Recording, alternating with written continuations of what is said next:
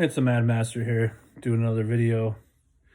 Um, just as a follow-up to my Newsom video.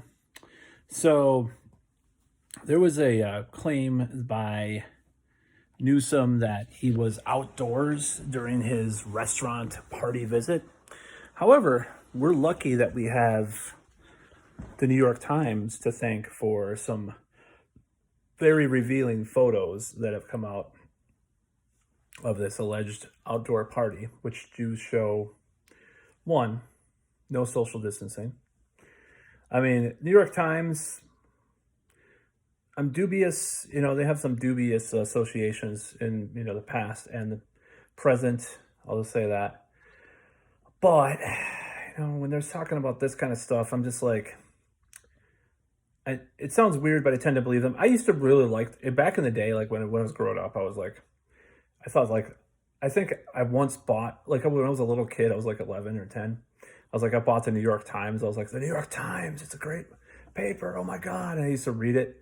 I thought it was really cool and stuff. And, I was growing up. And then once they did the Judith Miller controversy happened, then I was just like, fuck that.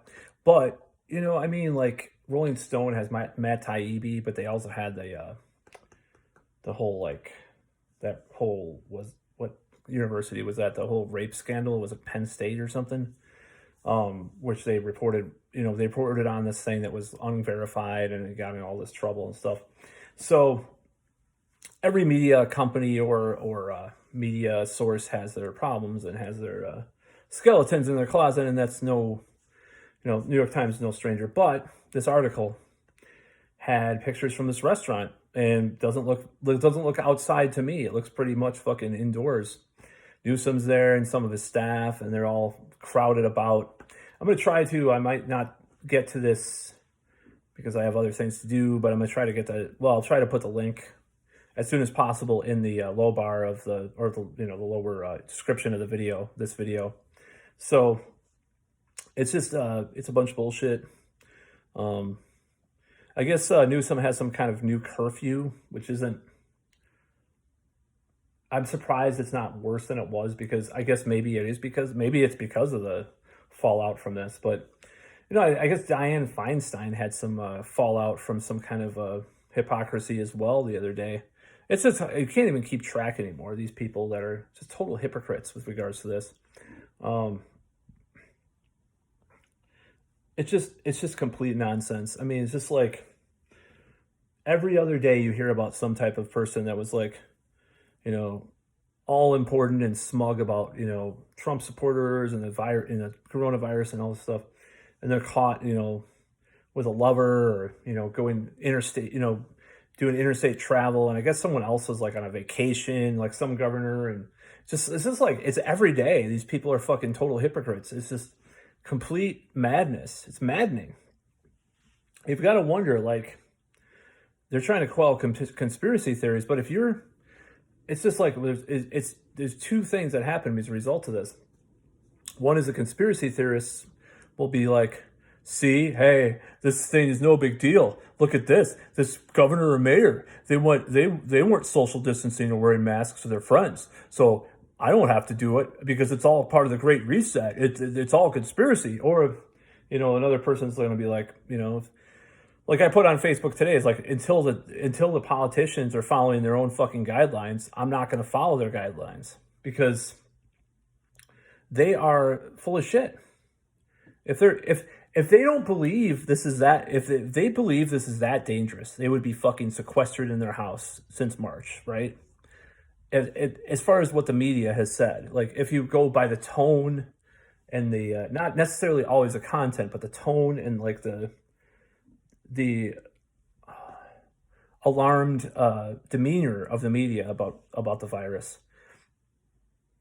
you would just be locked up in your fucking house. I think some of the governors and some of the mayors are less hypocritical, but it's just like, it's madness. That was the worst. That was the worst thing I've seen so far, actually, to be honest. Like, you heard about Neil Ferguson and his lover. You heard about Lori Lightfoot, and then Lori Lightfoot actually recently was in a protest where she wasn't wearing a mask and she was yelling stuff. I mean, I guess she was on a fucking megaphone. It's just like, and she's telling people not to leave their house and shit in Chicago. It's like, it's completely fucked. So my whole thing is like, well, like I said, if people are if they're gonna be not consistent themselves, no one has the right to tell me that I'm some kind of fucking shameful person. I was just called a Trump supporter on Twitter. I was like, or the guy assumed I was a Trump supporter. I was like, dude, I did not fucking vote for Trump. I wouldn't vote for Trump. I had no choice because in this election, I had no real choice. So I didn't vote because I was like, I'm not voting for Trump.